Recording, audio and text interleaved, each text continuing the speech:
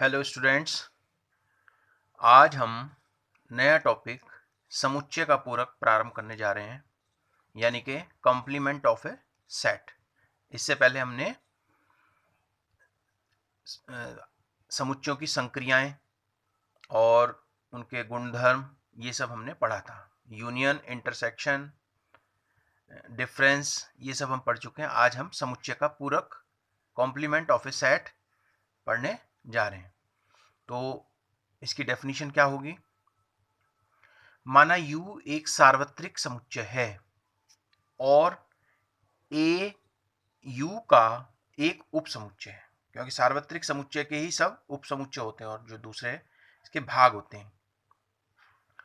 तो A का पूरक समुच्चय U के उन अवयवों का समुच्चय है जो A के अवयव नहीं हैं। प्रतीकात्मक रूप में क्या कहेंगे हम इसको? A dash is equal to U minus A। मैंने आपको बताया था, अंतर जब समझाया था कि U के वे अवयव, जो पहला वाला होता है, पहले वाले के वे अवयव जो A में नहीं हैं। U में तो है लेकिन A में नहीं है। तो इसको प्रतीकात्मक रूप में लिखेंगे, X is such that X belongs to U, यानी कि X U में तो है और X does not belongs to A। तो इसको प्रतीकात्मक रूप में जब कहीं यूज करना होगा तो हम इस प्रकार से लिखेंगे, x is such that x belongs to u और x does not belongs to a, यानी कि x u में तो है लेकिन a में नहीं है। या हम साधारण भाषा में कह सकते हैं u के वे अवयव जो a में नहीं है वह हमारा क्या होगा? a डैश, अर्थात a का पूरक। ठीक है, अब इसके कुछ गुण हैं। ठीक है, property of complement of a set, यानी कि समुच्चय का पूरक। इसके गुण क्या है? कुछ गुणधर्म है इसमें। तो देखिए, पहला है ए यूनियन ए डैश। यहां पर ये यूनियन है और ये सार्वत्रिक समुच्चय है। तो ए यूनियन ए डैश अगर हम निकालते हैं तो हमें क्या प्राप्त होगा? यू प्राप्त होगा। ठीक है, इसको आप अलग से भी करके देख सकते हैं। ए कोई समुच्चय लें और उसका फिर ए डैश निकालें, उसका यूनियन निकालेंगे तो एक सार्वत्रिक समुच्चय प्राप्त होगा हमें। ऐसे ही ए इंटरसेक्शन ए डैश, इसका हमें 5 प्राप्त होगा। तो इसको हम अलग से, हम जानते हैं यूनियन कैसे निकलता है, इंटरसेक्शन कैसे निकलता है, पूरक कैसे निकलता है, इसे हम करके देख सकते हैं। एग्जाम्पल भी इसमें किताब में आप देख सकते हैं इसके, है ना, किस प्रकार से इसको हम कर सकते हैं। अलग से हम कोई भी सेट ले सकते हैं ए का मान, और इसमें हम इसको यूज करेंगे तो हमारे पास 5 आएगा।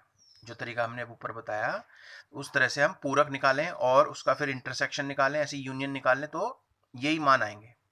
तो हमने इसको गुणधर्म कहा, ये इसका एक गुण है। नेक्स्ट है डी मॉर्गन का नियम, जिसे हम डी मॉर्गन थ्योरम कहते हैं। डी मॉर्गन प्रमेय, डी मॉर्गन का नियम, डी मॉर्गन थ्योरम, तो ये हमें यूज करनी पड़ेगी आगे आगे। तो इसमें क्या होती है De Morgan theorem? A union B का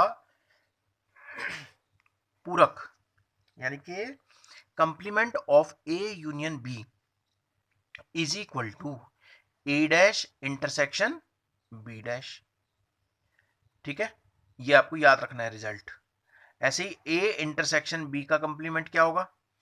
ए डैश यूनियन बी डैश। आप देख रहे हैं, अगर इंटरसेक्शन है तो इसमें आप बीच का साइन बदल जा रहा है। इंटरसेक्शन है तो यहाँ यूनियन हो गया, और यहाँ यूनियन है तो यहाँ इंटरसेक्शन हो गया, और उसके अलग अलग कंप्लीमेंट हो जाते हैं यहाँ पर। तो इस तरह से आपको ध्यान रखना है। ए यूनियन बी का कंप्लीमेंट हो गया ए डैश इंटरसेक्शन बी डैश, और ए इंटरसेक्शन बी डैश बराबर ए डैश यूनियन बी डैश। ठीक है, अब तीसरा है द्विपूरक नियम। द्विपूरक नियम, तो यानी कि किसी समुच्चय का पूरक निकालो और फिर दोबारा से उसका पूरक निकाल दो तो वही समुच्चय प्राप्त होता है हमें। यानी कि कॉम्प्लीमेंट ऑफ ए, यानी ए का पूरक निकाला और फिर उस पूरे का पूरक निकालेंगे तो उसका मान कितना आएगा? ए के बराबर आएगा। ठीक है, इसी तरह से 5 डैश अर्थात कंप्लीमेंट ऑफ फाई अर्थात रिक्त समुच्चय का पूरक वो किसके बराबर होता है? यूनियन के बराबर होता, यूनिवर्सल सेट के बराबर होता है। आप इसे करके देख सकते हैं। फाई डैश बराबर क्या होगा? U minus phi. फाई के यू सार्वत्रिक समुच्चय यू के वे अवयव जो फाई में नहीं है, तो सारे यू ही आ जाएगा। ठीक है, इसको आप अलग से एग्जाम्पल या किताब के एग्जाम्पल में देख के भी समझ सकते हैं। यू डैश यानी कि सार्वत्रिक समुच्चय का पूरक क्या होगा? यानी कि हम लिखेंगे u माइनस यू, तो ये क्या आएगा? फाई आएगा। ठीक है, फाई हमेशा पूरक जो है सार्वत्रिक समुच्चय के सापेक्ष निकाला जाता है। ठीक है, तो सार्वत्रिक समुच्चय का पूरक क्या होता है? फाई। ये हमें ध्यान रखना है, आगे जब सिद्ध करने वाले कुछ सवाल होंगे तो उसमें इसका उपयोग होगा। ठीक है, तो अब हम इस पर आधारित है प्रश्नावली 1.5। जो हमने पिछला पढ़ा है उसको भी ध्यान में रखना है, और ये पूरक कंप्लीमेंट वाला जो टॉपिक मैंने बताया उस पर आधारित है प्रश्नावली 1.5। तो पहला क्वेश्चन है, देखिए जो चीज बताइए उसको ध्यान रखना है और उसके सवाल करने हैं। तो पहला है, मान लीजिए ये हमें सार्वत्रिक समुच्चय यू दिया है, यूनिवर्सल सेट 1 2 3 4 5 6 7 8 9। समुच्चय ए दिया है 1 2 3 4। समुच्चय बी जिसके अवयव हैं 2 4 6 8, और सी दिया है 3 4 5 6। तो अभी जो हमने गुण बताए उस वो भी हम इसमें ट्राई कर सकते हैं, अपने हिसाब से आप करके देख सकते हैं इन एग्जाम्पल के आधार पर। जो मैंने अभी गुणधर्म बताए हैं उसको आप इसके आधार पर सिद्ध भी कर सकते हैं, चेक कर सकते हैं। तो निम्नलिखित ज्ञात करने हैं। ठीक है, इसमें 4 पार्ट है, तो 1 बाय 1 हम इसको करेंगे। तो ए डैश, इसमें हमें क्या निकालने हैं? सब ए डैश निकालना है। अर्थात क्या मतलब हुआ इसका? ए डैश का मतलब हुआ यानी कि ए का पूरक। तो ए का पूरक क्या होता है? u माइनस ए। किसी का भी पूरक निकालेंगे तो u माइनस उस समुच्चय को लिख देंगे। तो यहां पर a डैश बराबर u का मान है 1 2 3 4 5 6 7 8 9 माइनस a का मान दिया हुआ है इसमें 1 2 3 4। अब मैंने क्या बताया था? u के वे अवयव जो a में नहीं है।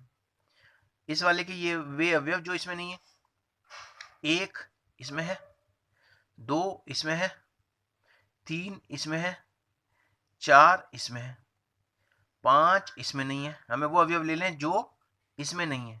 5 इसमें नहीं है ना, तो यहाँ 5 लिख देंगे। 6 इसमें नहीं है दूसरे वाले में, तो यहाँ 6 लिख देंगे। 7 इसमें नहीं है, 7। 8 इसमें नहीं है तो 8 आ जाएगा। 9 इसमें नहीं है तो 9। यानी कि इसके वे अवयव जो इसमें नहीं है। इसको आप ठीक प्रकार से समझ लें, बहुत सारे सवाल हैं इस पर पूरक पर। तो ए डैश बराबर हो जाएगा 5 6 7 8 9। ठीक है, तो इसी तरह से पूरक निकालना है आपको। अब आता है बी डैश। बी डैश क्या है? देखिए बी का पूरक u माइनस बी, जैसे अभी ऊपर करा था u माइनस ए। सी होगा तो u माइनस सी, तो ये ध्यान रखना है आपको। बी डैश बराबर u का मान लिख दिया हमने, और b का समुच्चय b का मान निकल, समुच्चय b को लिख दिया हमने। तो अब इसमें से वे अवयव निकालने जो इसमें नहीं है। तो 1 3, 1 देखो इसमें नहीं है, 3 इसमें नहीं है, 5 इसमें नहीं है, 7 इसमें नहीं है, और 9 इसमें नहीं है। 1 3 5 7 9। ठीक है, तो तीसरा है ए यूनियन सी डैश। तो ये आ जाएगा ए यूनियन सी बराबर यू। पहले तो हम सबसे पहले क्या करेंगे? इसका ट्रांसपो वो पूरक निकालने के लिए क्या करेंगे? यूनियन निकालेंगे पहले। ठीक है, तो ए यूनियन सी। यूनियन में मैंने आपको बताया था, दोबारा से सुन लीजिए, इसमें कॉमन और अनकॉमन दोनों लिखे जाते हैं। तो देखिए ए का मान तो ये है और बी समुच्चय ये है। तो अब इसमें कॉमन निकालना है। पहले कॉमन क्या है? देखिए 3 और 4, 3 और 4 इसमें भी है और इसमें भी है। तो पहले हमने कॉमन लिख लिया 3 4, कॉमा पहले के अनकॉमन कौन से? 1 2। दूसरे के अनकॉमन क्या है? 5 और 6। तो ए यूनियन सी क्या है? 3 4 1 2 5 6, ये आ गया हमारे पास कॉमन और अनकॉमन, जिसे हम यूनियन कहते हैं। ठीक है, अब इसका हमें निकालना है ट्रांसपोज निकालना है।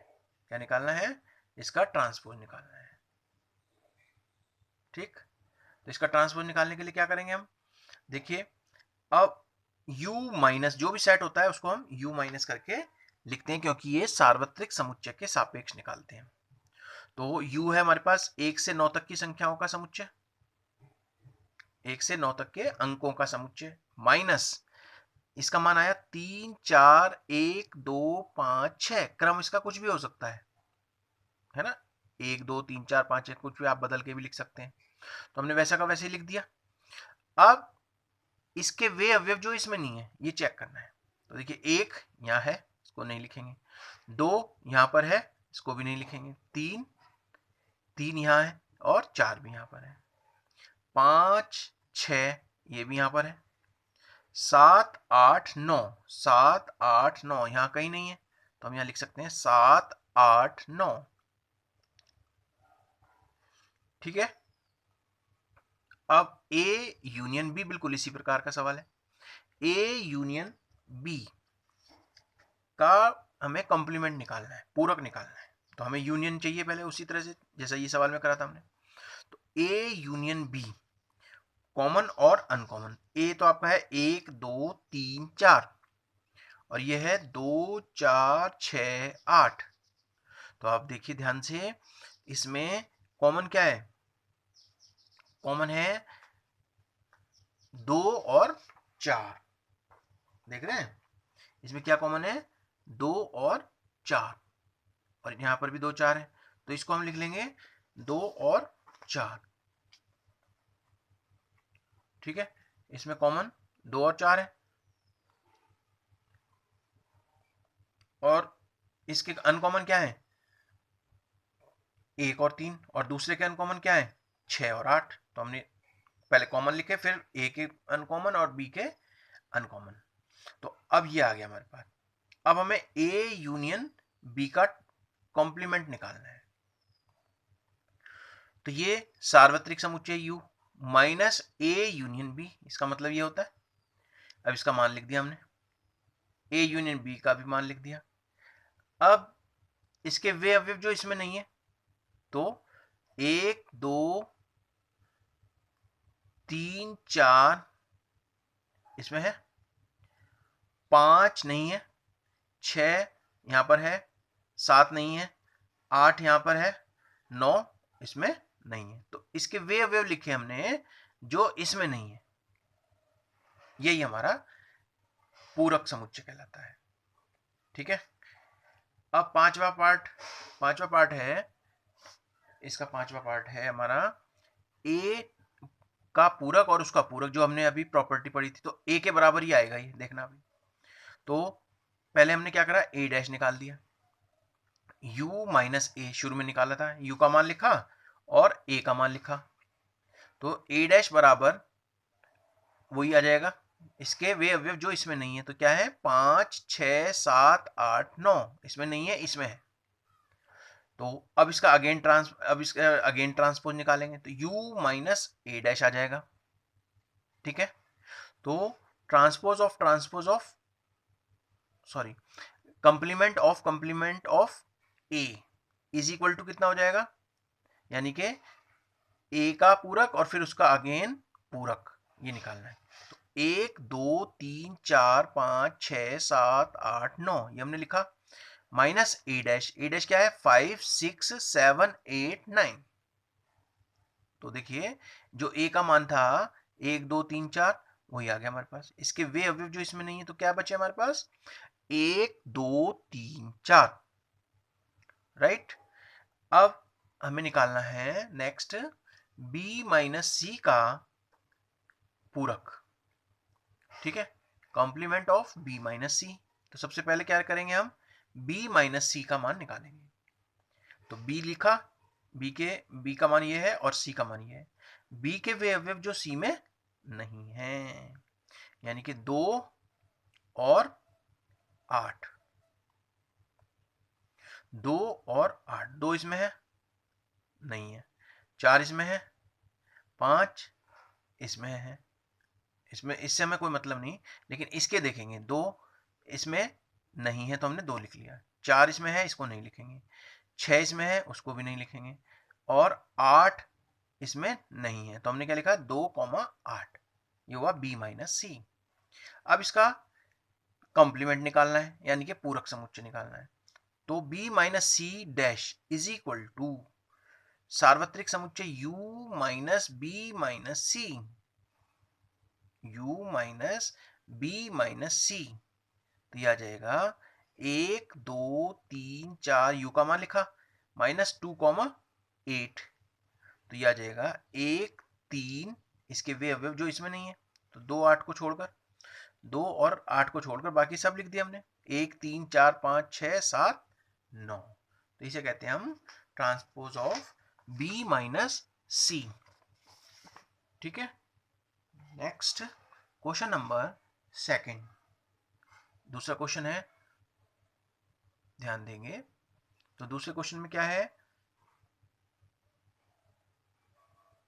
यदि u दे रखा है हमें a b c d e f g h, तो निम्नलिखित समुच्चयों के पूरक ज्ञात कीजिए।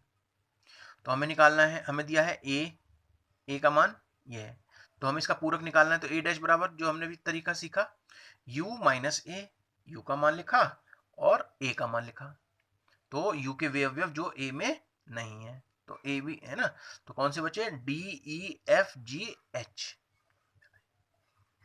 ठीक है, इसी तरह से सेकंड है b is equal to d e f g, b है d e f g, b का पूरक b डैश बराबर u माइनस b, तो बराबर a b c d e f g h minus d e f g, तो ये आ गया हमारे पास a b c, इसके वे अवयव जो इसमें नहीं है, क्या बचा a, b, c। ठीक है, अब है थर्ड पार्ट सब में पूरक निकालने में, तो इसी तरह से c का भी निकल जाएगा, c डैश बराबर u माइनस सी, u का मान लिखा c का मान लिखा। ठीक, तो ये हमारे पास आ गया b d f h। ऐसी फोर्थ में भी d दिया हुआ है तो d का हमें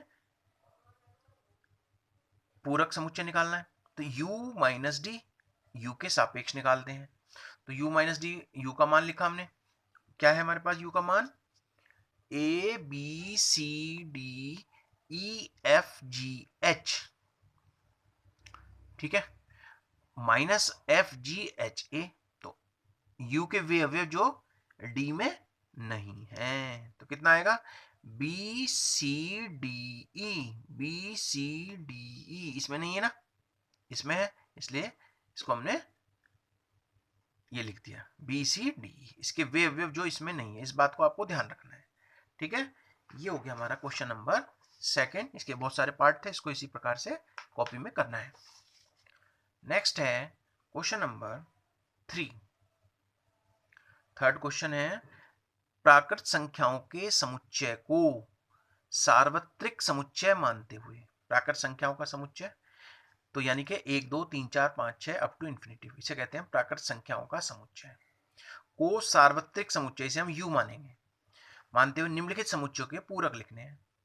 ये आपको समुच्चय निर्माण विधि के रूप में दिए हैं, ये हम जानते हैं कैसे इसको बदला जाता है, समुच्चय को रोस्टर में समुच्चय निर्माण को और रोस्टर से समुच्चय निर्माण में बदलने का तरीका हमने पहले सीखा है, तो उसके अनुसार हम इसको चेंज करेंगे।